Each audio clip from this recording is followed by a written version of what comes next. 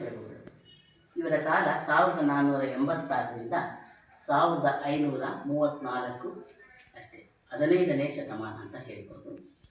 ಇಡೀ ಜಗತ್ತಿಗೆ ಪ್ರಸಿದ್ಧವಾಗಿರುವ ಅಂತಾರಾಷ್ಟ್ರೀಯ ಇಸ್ಕಾನ್ ಕೃಷ್ಣ ಸಂಸ್ಥೆ ಕೃಷ್ಣ ಚೈತನ್ಯ ಮಹಾಪ್ರಭುವಿನ ಸಂಕೀರ್ತನಾ ಪ್ರದರ್ಶನ ಪಡೆಯುವುದು ಆನಂದ ಹೇಳತೀರದು. ಅಷ್ಟು ಚೆನ್ನಾಗಿ ಕುಡಿದುತ್ತಾರೆ, ಹಾಡ್ತಾ ಕುಡಿದುತ್ತಾರೆ. ಅವರು ಬಂಗಾಳದಲ್ಲಿ ಕಲ್ಕತ್ತಾದಿಂದ 75 ಮೈಲಿ ಉತ್ತರಕ್ಕೆ ನವದ್ವೀಪ್ ಬಹಳ ಅನ್ನೋ ಊರಲ್ಲಿ ಹೋಗ್ತಾರೆ. ಬಹಳಷ್ಟು ದೇವಸ್ಥಾನಗಳು ಇರುವಂಥ ಸ್ಥಳ ಅದು. ಅಲ್ಲಿ ಆಧ್ಯಾತ್ಮಿಕ ಶಕ್ತಿಯೇ ತುಂಬಿದೆ.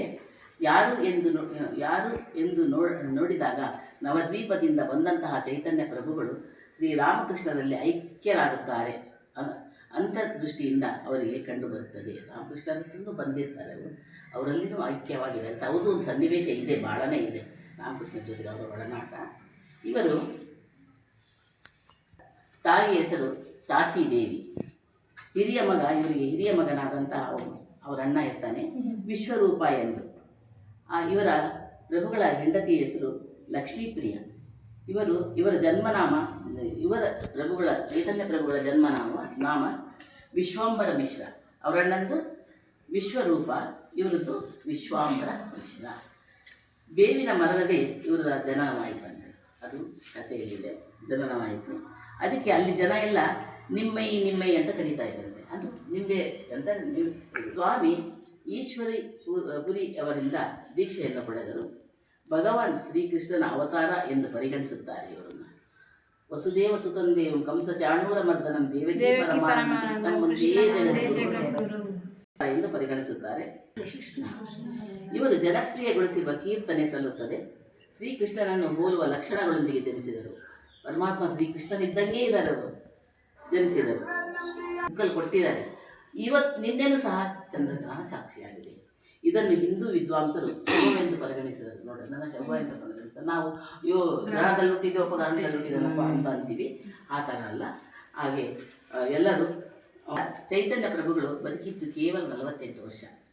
ಸನ್ಯಾಸ ಜೀವನ 24 ವರ್ಷ. ಮೊದಲು 6 ವರ್ಷ ಸಂಚಾರ ಮಾಡುತ್ತಾರೆ. 18 ವರ್ಷ ಜಗನ್ನಾಥಪುರಿಯಲ್ಲಿ ಉಳಿಯುತ್ತಾರೆ. ಅದರಲ್ಲಿ 6 ವರ್ಷ ಧರ್ಮಚಕ್ರ ಪ್ರವರ್ತನ ತರಬೇತಿಯನ್ನು ನೀಡಿ ಶಿಷ್ಯರನ್ನು ಪ್ರಚಾರಕ್ಕಾಗಿ ಕಳಿಸುತ್ತಾರೆ. ಆಯಾ ಮೂಲಗಳಿಗೆ ಶಿಷ್ಯರನ್ನು ಪ್ರಚಾರಕ್ಕಾಗಿ ಕಳಿಸ್ತಾರೆ. ಅವರು ಕೃಷ್ಣ ಪಂಥ ಅವರು. 12 ವರ್ಷಗಳ ಕಾಲ ಗಂಭೀರ ಮಠದಲ್ಲಿ ರಾಧಾಕೃಷ್ಣರ ಅಭಾವದಲ್ಲಿ ಕಳೆಯುವರು. ಯಾವ ಸಂಪರ್ಕವೂ ಇಲ್ಲದೆ ಪೂರ್ತಿ ಭಗವಾನ್ ಭಕ್ತಿಯಲ್ಲಿ ಮಹಾಭಾವ ಎನ್ನುವ ಸ್ಥಿತಿಯಲ್ಲಿ ಕಳೆಯುತ್ತಾರೆ. ಯಾವ ಮಾತೂ ಇಲ್ಲ, ಯಾವ ಸಂಪರ್ಕವೂ ಇಲ್ಲ, ನಿದ್ರೆ ಆಹಾರವಿಲ್ಲದ ಭಗವಂತನಲ್ಲಿ ಬಾವಿಯಾಗಿ ಉಳಿಯುತ್ತಾರೆ. ಇದನ್ನು ನಾನು ಲಾಸ್ಟ್ಗೆ ಹೇಳಬೇಕಾಗಿ. ಆಳ್ವಿಕೆ ಪ್ರಧಾನವಾಗಿತ್ತು. ಹಿಂದೂಗಳಲ್ಲಿ ಧರ್ಮ ಪ್ರಜ್ಞೆ ಇರಲಿಲ್ಲ. ನವಾಬರ ಆಳ್ವಿಕೆ. ನವದೀಪ್ 11-12ನೇ ಶತಮಾನದಲ್ಲಿ ಬಹಳ ಪ್ರಸಿದ್ಧವಾದಂತಹ ಕೇಂದ್ರ ಬಿಂದು.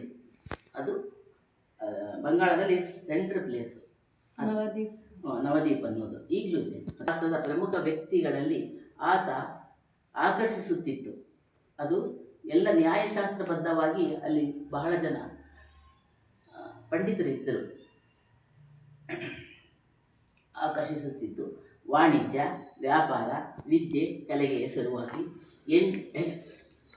8 ಹೆಣ್ಣು ಮಕ್ಕಳ ಹುಟ್ಟಿ ತೀರಿದ ನಂತರ ಒಂದು ಗಂಡು ಮಗುವಾಯಿತು. ಅದೇ ವಿಶ್ವರೂಪ ಅನ್ನೋದವನಾಗ್ತಾನೆ ಇವನು. ಬಣ್ಣ ಅವರದ್ದು ಕಾಂತಿಯಿಂದ ಕೂಡಿದಂಥವನು. ಗೌರಾಂಗ ಎಂದು ಕರೆಯುತ್ತಿದ್ದರು. ಅಷ್ಟು ಚೆನ್ನಾಗಿದ್ದರಂತೆ. ಗೌರಾಂಗ ಬಣ್ಣದಲ್ಲಿ ಹೊಳಿತಾ ಇದ್ದಂತೆ ಅವರು. ವಿಶ್ವರೂಪ ಜಗತ್ತಿನಲ್ಲಿ ಸುಖ ಆಸೆ ಇರಲಿಲ್ಲ. ಅವರ